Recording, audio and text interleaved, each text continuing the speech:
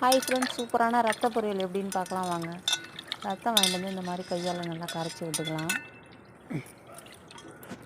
கட்டி இல்லாத கரைச்சிக்கலாம். அப்புறம் அடுப்பு பற்ற வச்சு வானலை வச்சுக்கலாம். எண்ணெய் ஊற்றி சோம்பு போட்டுக்கலாம்.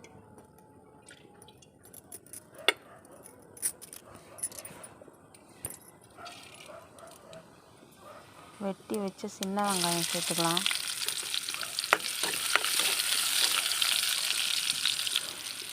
தேவையான அளவு பச்சை மிளகாய் சேர்த்துக்கலாம். இப்போ நல்லா வதக்கி விட்டுக்கலாம். கருவேப்பிலை சேர்த்துக்கலாம். இஞ்சி பூண்டு கொஞ்சமாக சேர்த்துக்கலாம். இந்த அளவுக்கு நல்லா வதங்கினதும் கரைச்சி வச்சு ரத்தத்தை சேர்த்துக்கலாம்.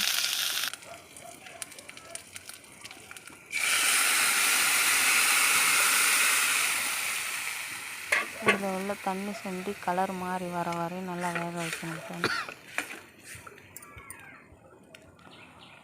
லாஸ்ட்டாக கொஞ்சம் மஞ்சள்தூள் சேர்த்து அவ்வளோதான், கிண்டி இறக்கணும். ரத்த பொரியல் ரெடி.